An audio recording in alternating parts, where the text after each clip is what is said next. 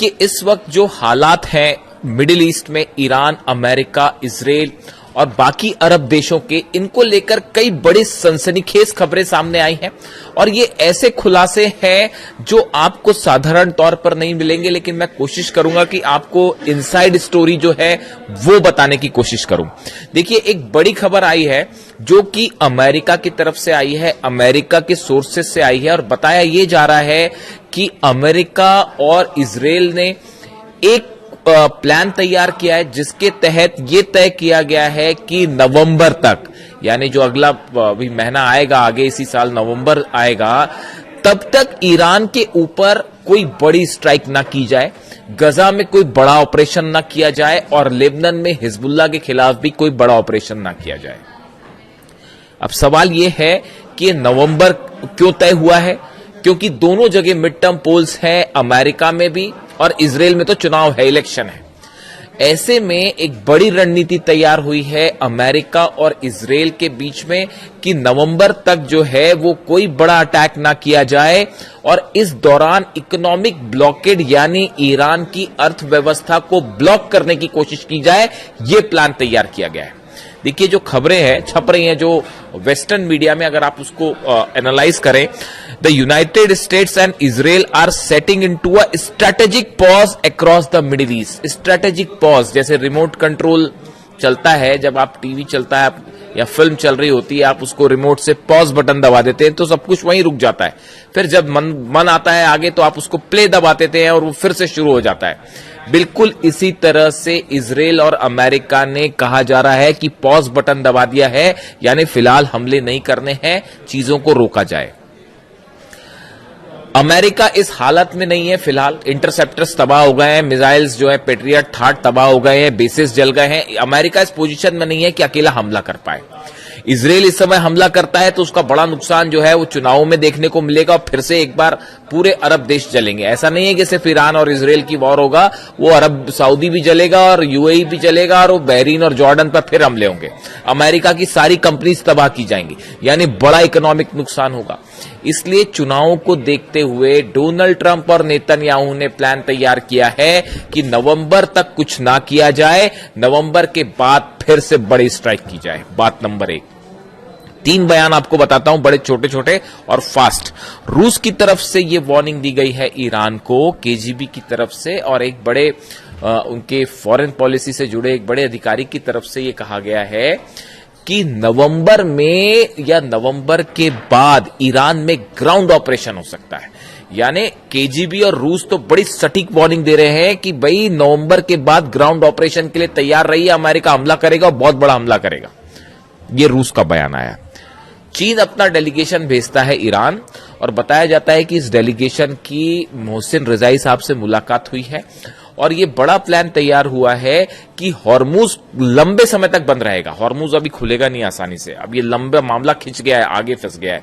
लंबे समय तक अगर हॉर्मुज बंद रहता है तो ईरान कैसे अपना तेल सप्लाई चाइना को जारी रखे, इसके लिए हॉर्मुज के अलावा ऑल्टरनेट रूट क्या हो सकते हैं या हॉर्मुज में कौन सा रास्ता अपनाया जा सकता है, इसको लेकर बड़ी प्लानिंग चीन और ईरान में शुरू हो गई। यानी ये मान के चल रहे हैं दोनों की हॉर्मुज अभी लंबे समय तक बंद रहेगा। सेकेंड चीज। तीसरी चीज आप देखिए, कल ईरान की तरफ से क्या बयान आए। ईरान की तरफ से बयान आए कि हम 2029 तक यानी 2029 तक का इंतजार करेंगे, उसके बाद देखा जाएगा क्या करना है। यानी हम इस जंग को 2029 तक तो कम से कम ले ही जाएंगे। क्यों? जब तक डोनाल्ड ट्रंप सत्ता से बाहर नहीं हो जाते तब तक हम इस जंग को जारी रखेंगे। यानी मामला 2029 तक का बयान आ रहा है। अब देखिए आप रूस के बयान का नेचर कि नवंबर में हमला होगा। चाइना ये कह रहा है कि अल्टरनेट रूट से कैसे ऑयल सप्लाई जारी रखी जाए, यानी हॉर्मुज बंद रहेगा। ईरान तो इसको कह रहा है 2029 तक हम जाएंगे। और खबरें अमेरिका से हैं कि अमेरिका इजराइल ने युद्ध को नवंबर तक पॉज कर दिया, पहले इलेक्शन हो जाए फिर देखते हैं। यानी ये चारों पांचों चीजें एक साथ डेवलपमेंट पिछले 24 घंटे के अंदर की हैं। ये अगर आप इनको जोड़ के देखें तो एक बड़ी पिक्चर उभरती है। बड़ी पिक्चर ये है कि फिलहाल अमेरिका और इजराइल के इलेक्शंस को देखते हुए स्ट्राइक नहीं की जाएगी, लेकिन जो रूस कह रहा है कि एक बड़े ग्राउंड ऑपरेशन की तैयारी, यानी अमेरिका अपनी सेना को मजबूत करने में जुटा हुआ है। जो नुकसान हुआ है उसकी कैसे मरम्मत की जाए, चीजें कैसे डिप्लॉय किए जाए, नई रणनीति पूरी बनानी होगी। ईरान ने सब कुछ ध्वस्त कर दिया, अमेरिका की पूरी रणनीति, वॉर पॉलिसी जो है उसको तबाह करके रख दिया।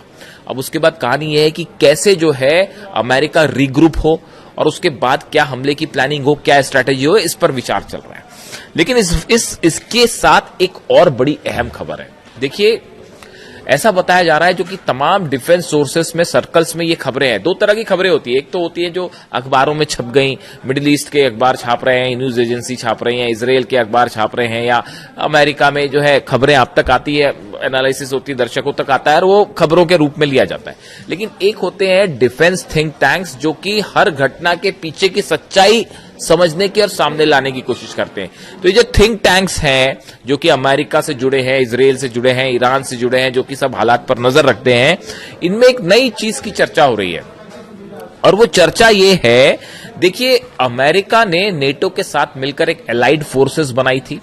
ये बात है 1999 की, और अमेरिका ने अपनी इस एलाइड फोर्सेस के साथ मिलके सर्बिया में ऑपरेशन चलाया था, कोसोवो में ऑपरेशन चलाया था, और तत्कालीन जो यूगोस्लाव राष्ट्रपति थे मिलोसेविच, इनके खिलाफ एक्शंस लिए गए थे।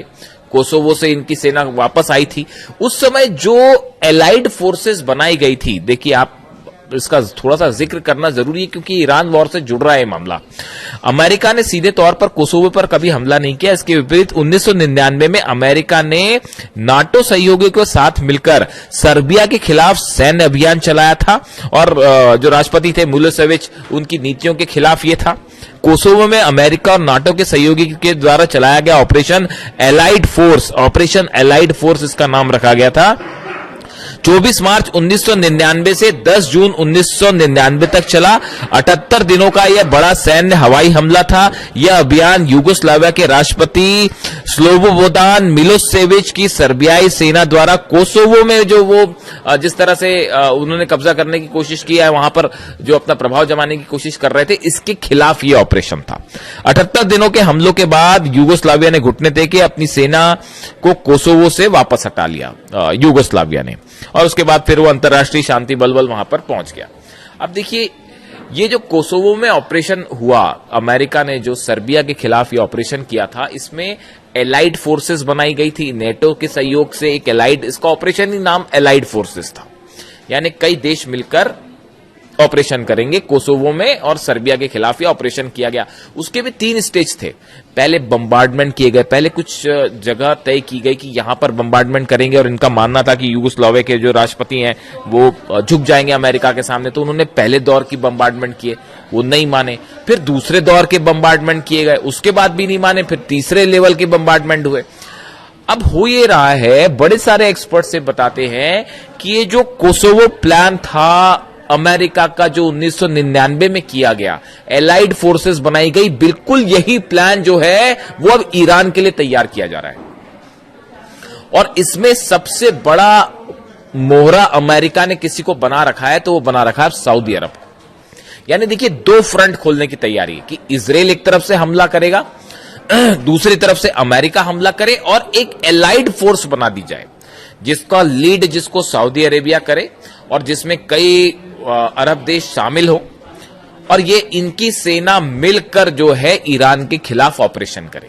ये जो बार बार आप सुन रहे हैं कि 14 देशों की सेना बनाने की कोशिश है, और ये जो है लाल सागर में जहाजों की सुरक्षा करेगी, हॉर्मुज में ऐसा करेगी, वैसा करेगी, ये दिखावा है सिर्फ। अंदर का प्लान ये है कि अरब देशों की एक एलाइड फोर्स बनाई जाए जिसको ईरान के खिलाफ उतार दिया जाए, और ये प्लान नवंबर के बाद एक्टिवेट किया जाए। और इस पे काम शुरू हो चुका है, ये काम शुरू हो गया है। जो सऊदी, जो नेटो बनाया गया, देखिए इसमें बड़ी सारी चीजें हैं। असल में मामला फंसा कैसे है, इन सब अरब देशों का स्टैंड जो है वो इजराइल के खिलाफ है, खासकर फिलिस्तीन के मुद्दे में सब इजराइल की आलोचना करते हैं।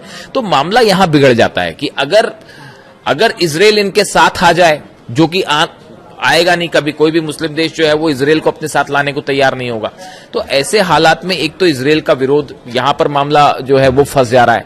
दूसरी चीज आप देखिए, ईरान जो है, ईरान की तरफ से जो रिटेलिएशन है, जब ईरान पर आप हमला करेंगे, कोई एलाइड फोर्स मान लो बन भी जाती है, कुवैत की, जॉर्डन की और इजिप्ट सब शामिल होकर मान लीजिए एक एलाइड फोर्स बन भी गई, तो उसके बाद भी क्या वो हमले की हिम्मत कर पाएंगे ईरान से? और अगर कर भी दिया तो उसके बाद ईरान की तरफ से जब पलटवार होगा, क्या अरब देश उसको सह पाएंगे? जो कवर था अमेरिका का वो तो ब्लोन अप है, खत्म हो गया। वो जो डिफेंस मिसाइल वाला जो प्रोग्राम था वो खत्म हो गया। तो अब अरब देश अपनी रक्षा कैसे करें, सबसे बड़ा सवाल ये है। इसीलिए फिलहाल कोई ऑपरेशन नहीं किया गया कि अगर आनंद फानंद में कोई ऑपरेशन किया जाता और ईरान की तरफ से हमले होते, सऊदी को बचाना मुश्किल हो जाता, यूएई को बचाना मुश्किल हो जाता। और वो इकोनॉमिक अब तो निशाने जो है वो इकोनॉमिक पूरी कंपनियां जो है जितनी वो निशाने पर है अमेरिका की जितनी कंपनियां हैं वो सब जला देगा ईरान अगर अब की बार हमला हुआ तो। बड़ा प्लान तैयार। अब तो मोहसिन रजाई साहब आ गए। मैं अपने हर वीडियो में मोहसिन रजाई साहब का जिक्र कर रहा हूं साहब। उसकी दो वजह है। एक तो व्यक्तिगत रूप से मेरे को उनकी स्ट्रैटेजी बड़ी, जो मिलिट्री, देखिए हर सबका अपना अपना तरीका होता है। तो मैं भी जब एनालिसिस करता हूं तो कुछ आप मिलिट्री के बारे में जानकारियां पढ़ते हैं कि मिलिट्री वॉर स्ट्रैटेजीज क्या होती है, कैसे बनाई जाती हैं, कैसे दुश्मन पर हावी हुआ जाता है। तो आप जब अलग अलग पढ़ेंगे तो उसमें कासिम सुलेमानी नंबर 1 कमांडर, वो उनका कोई मुकाबला नहीं है। उनको तो डोनाल्ड ट्रंप भी जो खौफ खाते हैं कासिम सुलेमानी से कि कासिम सुलेमानी होते तो पता ही नहीं क्या कर लिया होता। वो तो ये मान के चल रहे थे तो अब पता नहीं इजराइल का क्या करते कासिम सुलेमानी होते तो अब मोहसिन रजाई भी लेकिन उसी तरह उसी रणनीति पे चलते हैं। उनका भी जो बड़ा एग्रेसिव स्टैंड है, उन्होंने ईरान ने जो 3 स्टैंड लिए, ट्रंप से हम कोई बात ही नहीं करेंगे, 2029 के बाद देखा जाएगा, पहले उसको हटाओ वहां से, सत्ता से, अरब बेसिस खाली करो आप जितने हैं, हॉर्मुज हम नहीं खोलेंगे। जो स्टैंड है वो बहुत टफ कर दिया है एकदम मोहसिन रजाई साहब के आते के साथ ही। अब ईरान फ्रंट फुट पे खेल रहा है एकदम। तो ये जो है वॉर स्ट्रैटेजी है कासिम सुलेमानी और उसके बाद अब मोहसिन रजाई साहब जो है, मोसाद और सीआईए खौफ खाता है इनसे। इनके आने के बाद से ये बात तय हो गई है कि अब वो कोई डील डाल नहीं होने वाली, वो हो गया खत्म बात। और वो होगी भी तो वो अपने शर्तों पे करेगा, ईरान जो करेगा। अब कोई उधर से कोई मतलब ही नहीं है किसी की कोई बात मानने का। इनफ बहुत हुआ, ये खेल जो चल रहा था, इनफ इज इनफ कि आज डील हो जाए, अब फिर अच्छी बात चल रही है तो फिर हमला कर दिया उसको। और उसको ईरान ने अपने टारगेट सेट कर दिए। अभी मिडिल ईस्ट में इन टारगेट के साथ आगे बढ़ना है, चाहे जितने दिन चले जंग चले। तो ऐसे में ये जो एलाइड फोर्सेस वाला मामला है, इसकी कोशिश में ट्रंप की सेना, सऊदी की सेना सब मिलके, लेकिन अब ये प्लानिंग के स्तर पर ही है। इसीलिए ईरान ने पहले ये बयान दे दिया था, जैसे ये नेटो हुआ, ये श्योर कर लिया गया था कि हमारे खिलाफ अगर कुछ मामला आया भारी पड़ जाएगा। तो अब देखने वाली बात ये है कि क्या ये जो एलाइड फोर्स का ख्वाब देख रहे हैं डोनाल्ड ट्रंप, क्या ये पूरा हो पाएगा? क्या नवंबर के बाद ग्राउंड ऑपरेशन की तैयारी है? और ईरान तो जो जंग की तैयारी कर रहा है, वो तो कल बयान आ ही रहे हैं वहां पे कि जितने हमारे ड्रोन खर्च हुए उससे ज्यादा ड्रोन हमने बना दिए हैं, जितनी मिसाइल खर्च हुई उससे ज्यादा मिसाइल बन गई हैं। और ट्रंप की सेना यही अंदाज लगा के बैठी कि कब मिसाइल खत्म होगी तो हम कुछ करेंगे। वो 5 महीने से यही कोशिश करते रहे कि जो है ईरान की मिसाइल्स खत्म कर दे। वो 5 महीने से कोशिश चल रही थी उनकी। ईरान कह रहा है कि जितनी खर्च हुई उससे ज्यादा तो हमने बना डाली।